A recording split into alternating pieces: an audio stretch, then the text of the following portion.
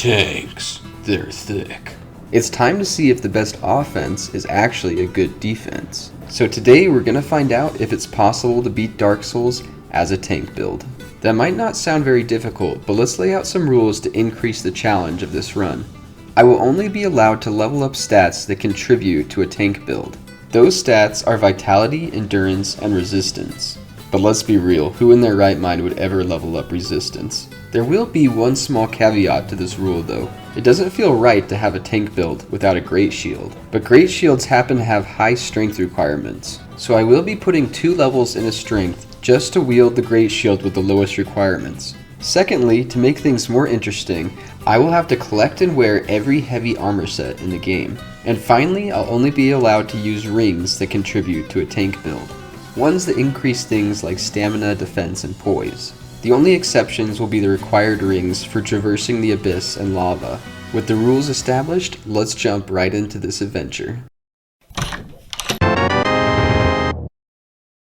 For a starting class, I want something that has good vitality and endurance to begin with. So without too much thought, I decide on the bandit.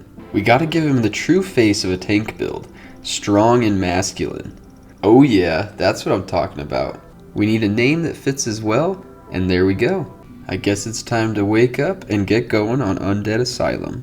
I might not look much like a tank build yet, but that'll change soon enough. For now, I stick to my trusty lunge attacks and make my way to the Asylum Demon. My first thought as I begin this fight is that I better enjoy this high damage now, because it's not gonna last throughout the run. Yeah, I might as well kiss strength and dexterity scaling goodbye. But with a few aggressive lunging attacks, the Asylum Demon goes down. It's time to hit the airport and make our way to Lordran.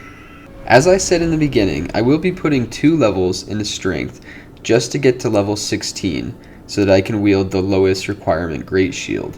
But after this, stats like strength and dexterity will never be touched again, I swear. I make my way over to Undeadburg and I'm already playing very sloppy. Yeah, this run is gonna be interesting. It's time to collect the first ring of the run, the blue Tearstone ring. It boosts defense whenever your health is low. Oh frick, don't touch me. Next I make my way over to the Undead Merchant. From him I'll buy the reinforced club along with the stronger chainmail armor set. Off to fight the Taurus demon. Well, that's what you'd think, but actually I have a crazier route in mind. You see, I never actually said no glitches. I'm obviously not going to do ones that would trivialize the challenge of the run, like soul duping or wrong warping.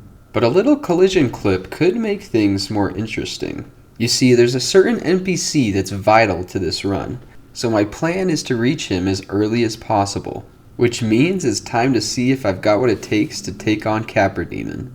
My goal as usual is to make it as far up the stairs as I can, and then take out the dogs. But it looks like they're not going to make that easy today. Eventually I get past them and get all the way up the stairs. But when I swing to take out the dog, I clink with the wall. Well, what can I say? That's some classic Dark Souls stuff right there. But I make my way back for round 2 pretty quick. I am getting pretty good at tanking hits, that's for sure. Let me just come over here and heal real quick, and then... What? Did you see that jump? That's insane, I can't believe that happened. Well, I'm sure 3rd time's the charm. This time I avoid taking too many hits and get up the stairs. I switch to two-handing the axe so I can do the overhead attack and avoid clanking with the wall again. That's 2 dogs down. Now just gotta take down this demon. Well, the answer to any problem in Dark Souls is rolling, isn't it? And as long as I can get up the stairs again, I can safely heal and do some plunging attacks. Yep, that's the stuff. Just gotta rinse and repeat without getting hit. Here we go, just one more plunging attack. I missed! Okay, just spam and hope for the best. Well, thankfully that worked somehow. Now we can open up the depths and go take out some rats. I refuse to play your games, giant rat. Eat fire bombs. Hey, did you know if you hug the left wall while you go down the waterfall, you can avoid the basilisk area?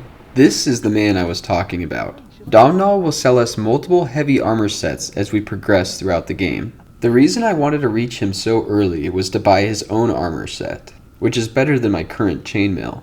There's just one small problem with that. Every piece costs 10,000 plus souls.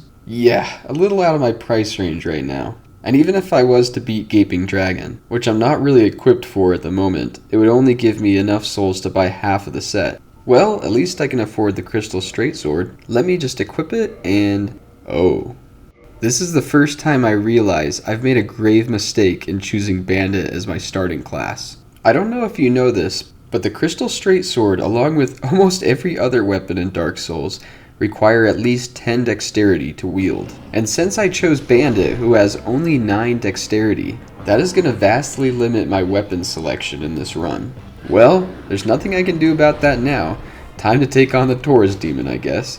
Thankfully, with him being only the second boss of the game, my damage isn't too shabby, and I try to bait him over to the edge of the cliff to knock him off. After nearly being knocked off myself, I end up staggering him and decide to just finish him off. An easy one and done. Next, I decide to ambush the Drake to get his sword. Here we go.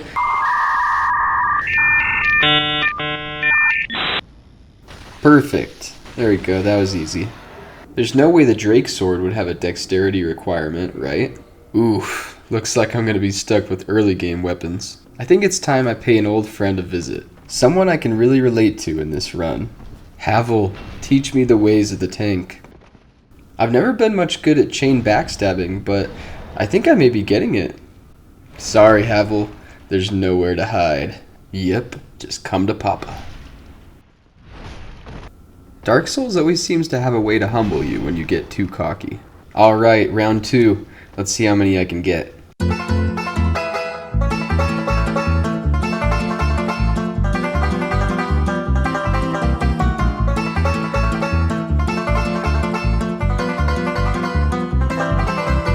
Ooh, I messed up. Dropped the chain. That's okay though. Just need one more good backstab and I should have it. Right here. There we go. I swear, Havel, I'll be a better tank than you ever were. His ring will be of vital importance to this run, since I'm going to be wearing heavy armor the entire time and need the highest equip load I can get. I decide to put a couple more levels into Vitality and then take on the Black Knight. Ah, perfect positioning. Let me just spank you right off this cliff. What items will you gift me with today? Of course the Black Knight Halberd. Why does it always have to be on runs where there's no shot I can ever use it? Well, at least I can go grab the next armor set to increase my tankiness. The Elite Knight set should tide me over for now. Next, I meet up with Andre and upgrade the Reinforced Club to +2. Let's see what the Gargoyles got. Well, I'm already off to a pretty bad start, but as long as I can get some healing in, I'm sure I can tank through these hits. I mean, who needs Estus anyways, right? My damage isn't looking too bad while two-handing, but yeah, I'm just bad at the game, I guess. My strategy this time is to play better. Come here so I can chop off that stupid tail. Not that I'm going to be able to use the weapon anyways. As the fight goes on, I end up using all my Estus again. And boy, do these guys love covering this entire roof in fire. Can one of you guys stop, please? For 5 seconds? Apparently that's too much to ask for. I guess I'll just go for some two-handed lunging attacks and hope for the best. Okay, wow, that actually worked pretty well. But, no more healing. I can just tank these hits, right? Dang, I actually am turning into a real tank. Why have I never upgraded Vitality in my life? In any case, that's one Bell of Awakening down, and the souls will contribute nicely to help me get to the first heavy armor location of the game. But first, I'm gonna need a few more souls, so Moonlight Butterfly it is. Look, I don't care if my club damage is pathetic. You will die. Oops, I think I forgot to switch to two-hand. Let me just do that real quick, and there we go. Now I have basically exactly enough souls to buy Crest of Artorias. Time to open a big door and go get my free armor. I didn't even know this was hidden back here for the longest time. The stone armor set is quite strong for the early game, and I'm going to be using it for a while. And now it's time to teach some annoying ghosts a lesson. You wouldn't think gravity would be so effective against someone who's already dead. And now it's time to go retrieve another ring that's going to be very important to this run. I bet a lot of you guys didn't know this enemy existed.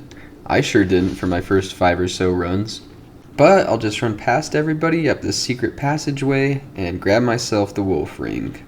The wolf ring increases poise, and if you have no idea what that means, I don't blame you.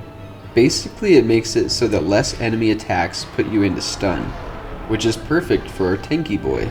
The Gaping Dragon is next up on my hit list, but of course I forgot to take out the Sorcerer. Wow, that charging attack does so much damage. Let me just escape and heal real quick. And even while two-handing, my damage is looking pretty pathetic at this point.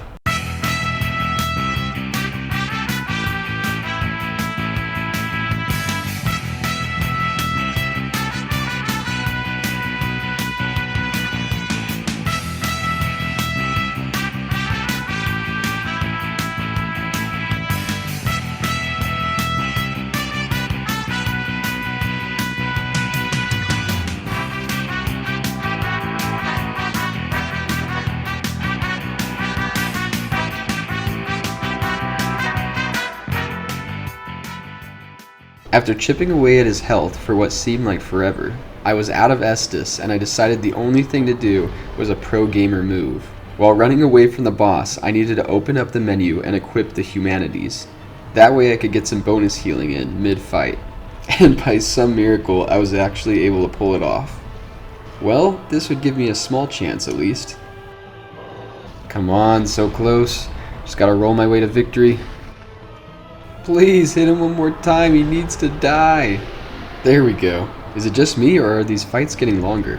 I used the key from the Gaping Dragon to open up the doors to Blighttown. Now you might be wondering why in the world I would take this entrance when I have the Master Key. Well, the answer is pretty simple actually. There's an essential item for the run that I can only get by going in this direction. So it's time to fight some nasty dudes and put up with some toxic and poison. It's always a good time in Blighttown. But at least it's a good excuse to spank some more guys off a cliff. Now I just gotta use my platforming skills to get to the next bonfire. Well, that was close, but the rest shouldn't be too hard. Oh, spoke too soon. Alright, no more funny games this time. Gimme that fire. I think the worst is behind me. Nope, in Blighttown they always find a new way to step up their game, don't they? Get off of me. I take a nice stroll with my unholy brigade to go pick up the Eagle Shield.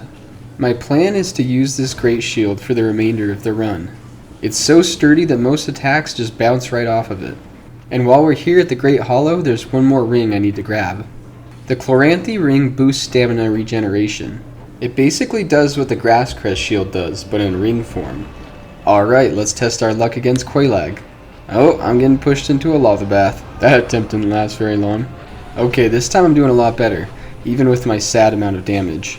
I think I've got it this time if I can just stay focused. And that was almost a one-shot. Honestly, the only really difficult part of this boss is dealing with her janky leg collision. Give me one more try. You know, if there's anything I've learned from being a tank so far, it's that you've got to be willing to play the long game. My strat so far is to hit her in the blind spot, and then make some distance to reposition and bait her away from the lava pools. Once I know I have a good run on my hands, I pull out the gold pine resin to deal some bonus damage. The only hard part is remembering to switch back to Estus when I need it. Yeah, just stay calm.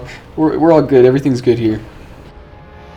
All I need is some well-timed chonky rolls, and the witch goes down.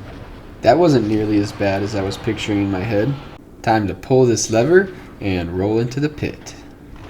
With 2 Bells of Awakening rung, you know what's coming up next.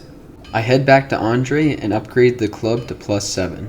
If you're wondering why I haven't upgraded my stone armor yet, it's because it's not upgradable. In fact, most heavy armor sets in the game you can't upgrade. But that's okay, because the defense on this thing is already ridiculous. In Sen's Fortress, it's time to grab ourselves another staple of this run. The Ring of Steel Protection will boost our defense against physical attacks. Snake Man, I don't care if you're dead, you're coming with me. I knew you couldn't resist this tanky bod. By the way, did you know that instead of parrying, the left trigger with a Great Shield lets you shield bash? I don't know what the point of it is though, besides knocking Snakemen into boulders. You'll have to let me know in the comments.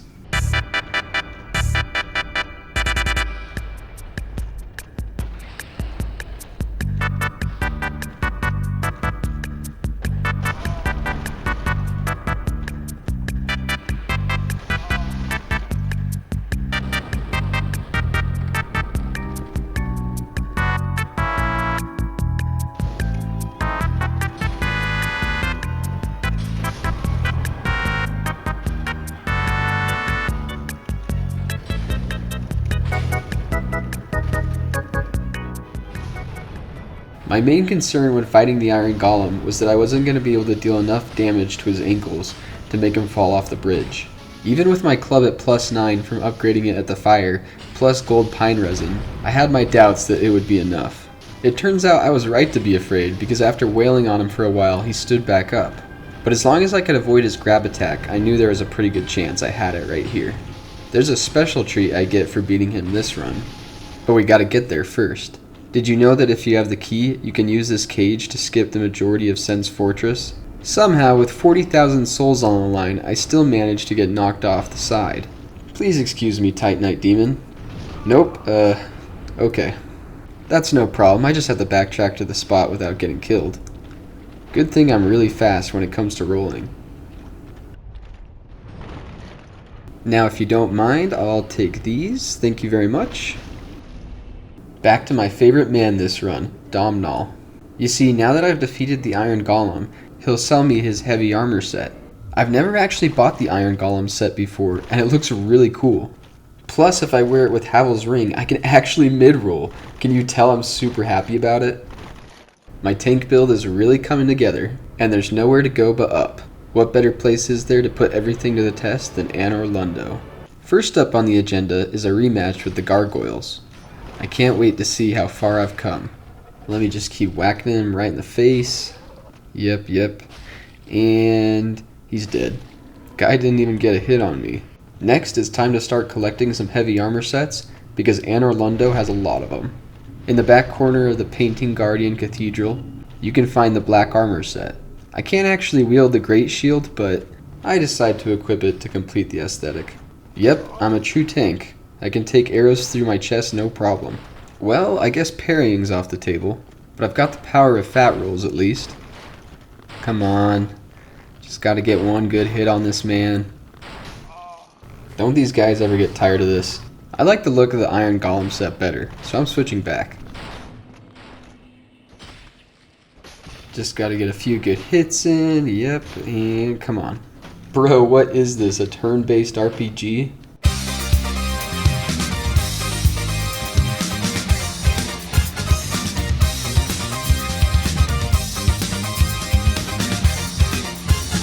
Okay, I gotta admit, that was kind of funny.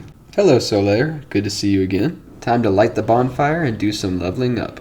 At this point I've got both vitality and endurance to level 30. After rolling through an illusionary fireplace, I make my way to the basement. And here I'll pick up the entirety of Havel's armor. But that's not all. It's time to make a quick trip over to the giant blacksmith. He sells the giant armor, which I promptly buy. But since it's not upgraded yet, I decide to go with Havel's armor for the Ornstein and Smo fight. It's always good to visit old friends, don't you think? Let's see how we're looking here. The damage is actually not terrible. Better than I expected with a fully upgraded reinforced club. I have to apologize about this footage. My external drive started to run out of space during this fight, which caused my OBS recording to become partially corrupted. So please excuse this PowerPoint quality video. During round 2, Ornstein got sick of me and tried to leave the fight. Sorry you can't see it very well. To sum things up, since you probably don't want to see the majority of this footage, this is the longest Ornstein and Smo fight I've ever had. I guess I'm just used to dying after 2 or 3 hits from these guys, but with my thick HP bar, I just kept taking hits and then running away and healing. I honestly didn't even play very well for the majority of Phase 1. By the time I reached Super Smo, I was completely out of Estus, but with my thick health bar, I was able to tank a lot of hits, including some electric butt slams. I know you might not believe me with the quality of this footage, but I pulled the same run-in menu trick that I did with Keeping Dragon, so that I could actually equip some humanities and get some healing in. In the end, I just mashed for my life, hoping that I could take him down. And in true tank fashion, I ate one more electric butt slam before finishing him off. You can rest easy now guys, the PowerPoint quality is over. Please don't comment fake, I worked so hard on this video. Next, I stop by the blacksmith to upgrade the giant armor as much as I can, and then warp back to Firelink to pay Domhnall another visit. Since I beat Super Smo, I'm now able to purchase all of his armor. With my new drip, I head over to the Hydra and take him out to set up the DLC. Do you ever feel like you're between a rock and a hard place when you play Dark Souls?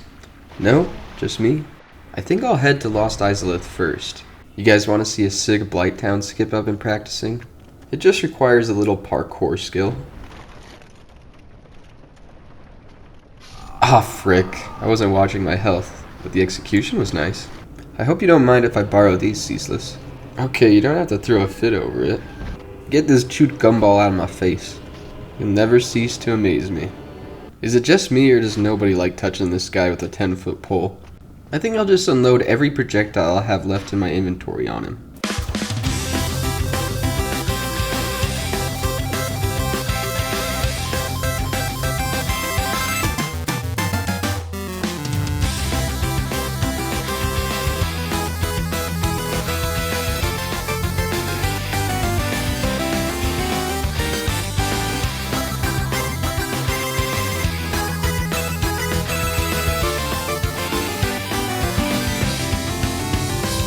It was at this point I realized I messed up.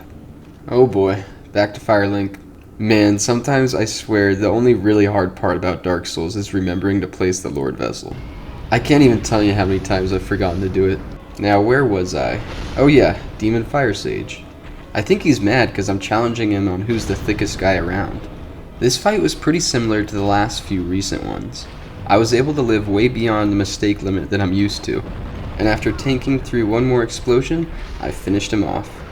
You know, I feel like the Centipede Demon is one of those bosses that's dead easy 90% of the time, but then there's just like that 1 in 5 run where you get trashed. For some reason, I was getting stomped on way more than usual. But turns out I just needed to exercise some patience, and eventually I was able to hit my stride. Really weird that this is the guy they're choosing to bring back for Night Rain. I have to admit, I've never actually been able to cheese the Bed of Chaos. But what better time to learn than the present? This armor's not doing me any favors while I'm trying to line up my fire bombs. Well, I guess I'll chuck them and hope for the best. Okay, that's one. Now I just gotta throw the second one. Hey, it actually worked. That was easier than I thought it would be. Again, I've spoken too soon.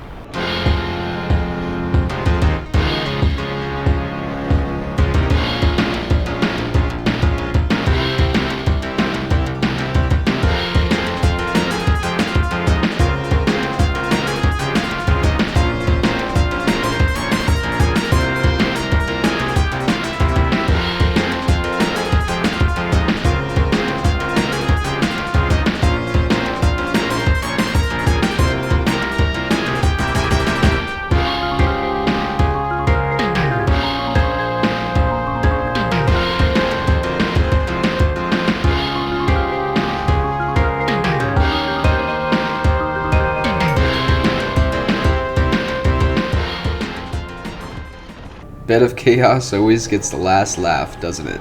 I take out the crystal golem to grab the broken pendant, and then meet up with a guy that enjoys rolling almost as much as I do. Then I decide to go exploring for a bit, but there's nothing good around here, just books and tentacle aliens. Next up on the hit list is Seath. The first thing I notice when I start the battle is my damage is looking really bad. Not only that, but my chonky bot is not designed to escape crystals. Why didn't I buy a purging stone? Oh well, I have such a massive health bar, it shouldn't make much of a difference anyways, right? See, normally at this point in the game, I'm dealing so much damage that the Seath fight only takes like 30 seconds. He doesn't normally have that many opportunities to kill me. But I'm starting to realize that this is going to be a very different story. I'm getting killed by curse more than anything else, and it's starting to click that putting 0 levels into resistance may have been a massive mistake. It's like no matter where I run, there's no escaping these stupid things. Eventually I get so fed up with it, I warp back to Firelink to buy a purging stone and some rotten and charcoal pine resin. Will I fare any better now? It's not looking too good. And before long I realize I wasted a purging stone because I'm cursed again. Part of the problem is I keep getting cornered when I'm up against walls. So I try a new strategy where I just hit the ends of his front tentacles and target whichever one is farthest from the walls. This works out really well for a while, because I'm able to avoid the majority of his crystals. But eventually I end up walking directly into his beam and dying. The suffering goes on and on. Even when I'm using the charcoal pine resin and dealing slightly better damage, I just end up falling victim to the crystals again and again. Something's gotta change. So I decide to upgrade one of the only other weapons I could wield in the game with my terrible dexterity. So why would the Morning Star be better for this fight? I don't know, it says attack type thrust. And it deals bleed damage, right? Does that even work against Seath? I don't know, I'm grasping at straws at this point. If someone smarter than me could please explain these mechanics in the comments, I'd really appreciate it. Anyway, the final result of this was a weapon that dealt even less damage than the reinforced club. Never in my wildest dreams did I ever think Seath would be the hardest boss for me in a challenge run. But here we are. Eventually I just caved and looked up Seath's weakness, which is lightning, the only thing that I didn't try. This time I play a lot more cautiously and avoid the walls as much as possible. I stick to the very end of the tentacles to stay out of the path of the crystals. And with enough time and patience, I finally defeat Seath. And I can't tell you how glad I am to have that over with. Next, I make my way over to the DLC and go up against the Sanctuary Guardian. It turns out Greatshields are actually really effective for dealing with this guy. It's not easy to find opportunities to get a hit in, but when I do, my damage is actually quite substantial. He's aggressive, but it actually doesn't take much to stagger him, so I'm able to get in quite a few hits at a time. I have a few close calls, but my massive health bar keeps me safe for the most part. And on my first try, the Sanctuary Guardian goes down. For the sake of time, I'm not actually going to complete the DLC, but I did need to come to Royalwood to grab the Guardian armor set. It's the last heavy armor set of the run. Yep, let me just grab the helmet. Oops. Anyway, the Guardian armor set is almost the same as the stone armor set. I guess that makes sense since Royalwood is just Darkroot 100 years ago. Sporting my latest fashion, I head to the catacombs next. You know, I love this area. There's no chance I would skip the entire thing. Yeah, it's honest work, but what can I say? Onward to Pinwheel. Yeah, that's looking real good. No, I didn't just almost get killed by Pinwheel. You didn't see anything. Next, I peek over a cliff and get kicked off by this jerk. That's alright. Two can play at this game. Oh, you! Well, let's just calm down. Talk about things. I think you've said enough. Let's see how you like it. If you've ever fought Nito before, I'm sure you don't need me to tell you that dealing with his little skeleton minions that constantly interrupt you is the hardest part of the fight. It turns out at this point, my poise was so high and my health bar so large that those guys couldn't do anything to me really. I genuinely believe that the tank build is super effective against Nito. This first and only attempt was the easiest fight I've ever had against him. I go ahead and fully upgrade the giant's armor and level up vitality and endurance to 40. Next up is Big Doggo Sif. Thick boy rolls and Greatshields seem to be quite effective against her, and with some two-handed lunging attacks, I'm in good shape. You just have to watch out for that spinning 360. It'll get ya. But in a matter of minutes, I was able to take down the doggo. Time to open the floodgates and hunt down the Four Kings. Here's a pro tip if you're going to the Four Kings from the Darkroot bonfire. You can just run up that pile of skulls and then jump to skip 90% of the Darkwraith area. Going into Four Kings, I knew I was only going to be able to use one ring because of the required one. So my options basically were have fast stamina regeneration but with fat rolls, or slow stamina regeneration but with mid rolls. I tried my luck with the Chloranthy ring first, and I soon realized the other major problem with this fight. You see, the longer you take to defeat the kings, the more will spawn and gang up against you. And I'm not exactly setting any speedrunning records with this damage. After quite a few attempts, I decide the Chloranthy ring isn't working and decide to switch over to Havel's. It's nice to actually be able to roll again, and it seems like as long as I'm able to stay behind the kings, I have enough time for my stamina to regenerate. I run out of Estus, but thankfully I actually have humanity equipped. I continue to very slowly chip away at their health bar, while also avoiding as many grab and explosion attacks as I can. I'm almost at the end of their health bar, but I'm getting ganged up on. I just have to stay calm and focused until I can finish the job. Thankfully, the king goes for a few slow wind-up attacks, which gives me just enough time to get in the damage that I need. With all the lords down, there's only one more obstacle left to face. Good old Gwyn boy. So it turns out wooden Greatshields aren't the most effective against relentless fire sword swings, especially because they don't even have a parry button. I could switch off the Greatshield, but to me, that would be the coward's way out. I intend to see this thing through to the end with the Eagle Shield on my back. The damage is honestly pathetic, but I am getting a feel for the Gwyn fight again. I forgot to mention that at some point I ascended the club to electric. Since it wasn't doing much against Gwyn, I decided to ascend it to crystal instead. I start using the giant's armor since it's my best now that it's fully upgraded. I also equipped the wolf ring in hopes that the extra poise will let me get a few more hits in when it really counts. I soon find out that heavy rolls are actually kind of great against Gwyn. You stay low long enough that you can dodge 2 of his attacks at a time. Plus, by two-handing the club and using the wolf ring, I began ignoring his attacks and staggering him more often. With the crystal club, I was also smashing through Gwyn's health bar at a much faster rate. My main concern was finding opportunities to be able to back off and heal, because he really doesn't give you much time to breathe. This was my opportunity to prove that I was the ultimate tank, by taking every hit like a champ, and having the patience to play the long game. So, can you beat Dark Souls as a tank build? Yes, absolutely, and I highly recommend it. It was a lot more fun than I was expecting.